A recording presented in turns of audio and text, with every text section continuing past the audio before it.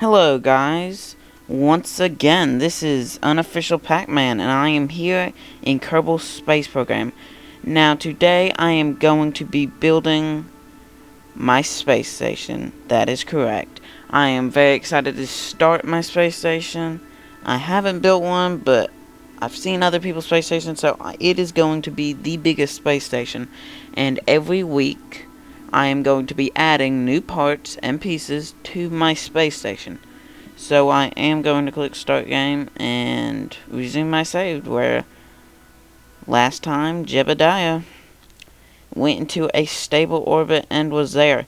And I have to warn you guys, I have already sent up a core of my space station so that I had something to dock with, because I didn't think it was too exciting, because all I did was just make it into an orbit.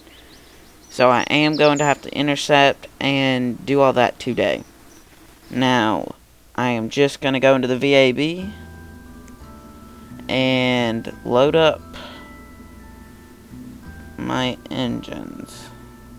Asparagus engines. I probably spelled that wrong. Who cares? I'm not a good speller. I'm good at math though. That's probably why I'm playing KSP. Just get rid of that and let's start building. Now for our command pod, I want the big one because I don't even think that's the big one. No, it is. I want the big one because my docking ports are the big kind, so I'm just gonna add some batteries because these don't work without any electric charge. That battery's inside of it. And I'm probably just gonna have 4. That'll be good enough for the entire space station, because this is going to be my power output for the entire space station. We're just gonna add some RCS, because this is going to have to dock. And then let's not forget our docking port, our big docking port, because that is what we are using. Where's the docking ports? I'm sure they're right in front of me. Control, propulsion. Oh yeah, they're in utility. Okay, now we need to remember to add some SAS, because last time when I was making my space station core, I did not add SAS, and that really troubled me later on.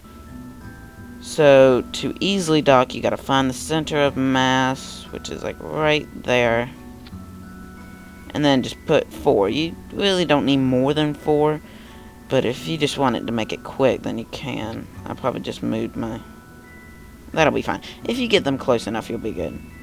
So I'm just gonna add that. And what I like to do for my second stage is I like to add this small tank, and then put one of these, because they are cross-feed compatible. That is, you gotta make sure you know that.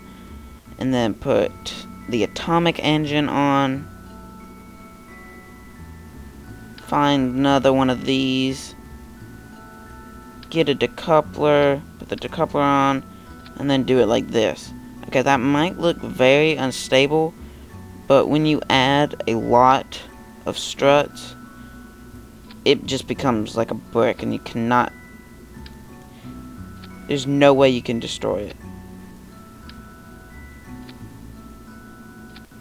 So I'm done with that. I'm just gonna raise up my asparagus engines. Now guys, if you want me to make a video about asparagus engines, I can. If you guys do not know how to do it, it's very simple. It'll be like a short 5-minute video. So this is looking pretty good. What does that do? Oh, that's the decoupler. That needs to be after the 2. There we go, that's looking good. Move this one down to when those launch. So yeah, it's looking pretty good. Okay, so I think I need to add an action group. That's what I need to do. Action group 1.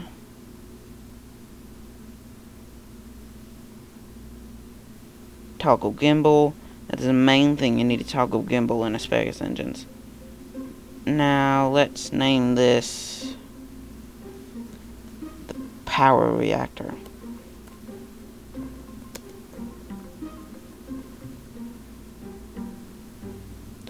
Okay, that is looking good, so I'm just going to save and launch.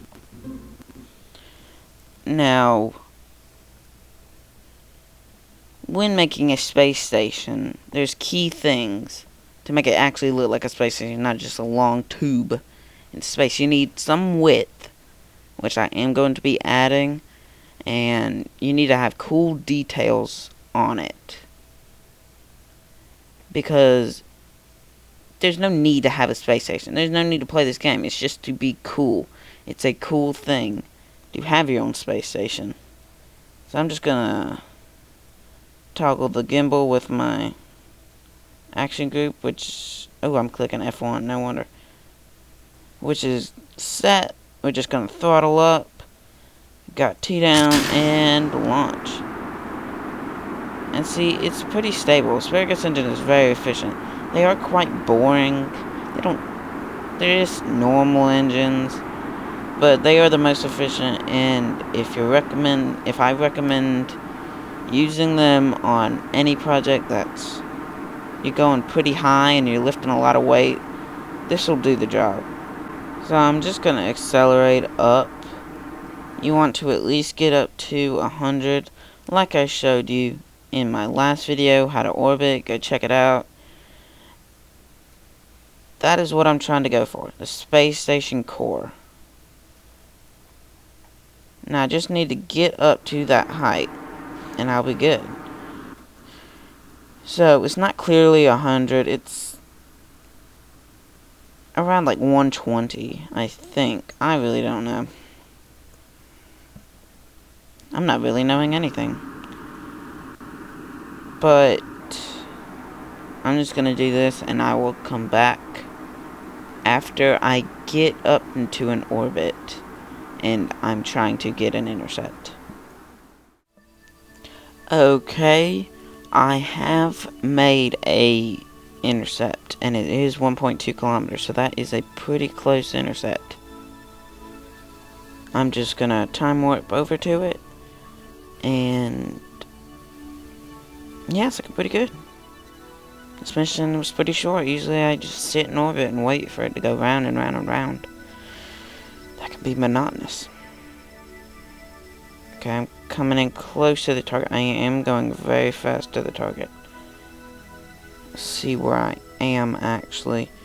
4.4. I am coming pretty close to it. I'm just gonna burn a little bit retrograde to stop a lot of that momentum towards it, because I don't want to fly past it. I've done that before too. I've even landed on even. That was not easy. That thing had to be so light and be so efficient. It was just not worth. I don't think it was worth it. It's just a big old purple planet. You might find that cool, but I did feel accomplished. I did feel like I accomplished something. I was like sweating the whole way. So you point towards it, and since it's pretty far, we'll get around 15. No, really more than that, because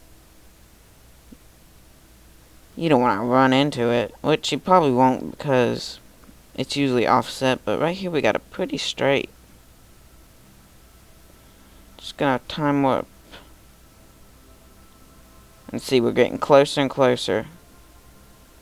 Now, if you want, you can do this probably in one go at it, probably. But many a times you will have to readjust and point and shoot again like usual. But right here, I think it's only going to be about 2. I really have to do it. Just going to point over there towards it. See, we're really up close now. See, it's just a simple core of the space station. It's nothing special. Now that we're really close, we want to make sure we slow down. You never want to point away from the space station if you're trying to take away your velocity. You always want to point at your retrograde. That's the best way to do it. Because if you don't, many times you can you could just point off into a random distant way. Now see, we're really close here. We want to do some fine touches. We don't want to have any of that velocity with us. And then we could just undock. That shouldn't hit it. But if it does, there's no big deal. Now turn our RCS on and point it sort of in the direction or the way. See, that one's pointing straight up and down. I kind of want to do the same thing just to get it quite close. And then we'll go into translation. Now there's many ways you can do this. Many ways and variations. Now, many times you will not have fully control. It won't be like up and down like usual. You'll just have to test some of the buttons and see what rockets they do. But other than that, it's pretty easy to figure out how to do docking. Now you just want to come in really close. See, I'm not really towards it. Just try to cancel out much of that velocity until you get really close right above it. And then just point straight at it. And you should be doing pretty good when you see. You try to get that yellow line, that yellow dot right here. You try to get that as center as possible. You kind of want to slow down right here. And it should lock, and yes, it did. That is our first docking maneuver of the entire spacecraft. And it is looking really good. I'm just going to delete that debris. If you don't like deleting debris, then it's just going to float around. So we're just going to open our sun panels or solar arrays. And thank you for watching. This was a very exciting day. We got a lot done today. We got a lot done. And thank you for watching. Please rate and subscribe if you like the video. It really helps me out. And thank you.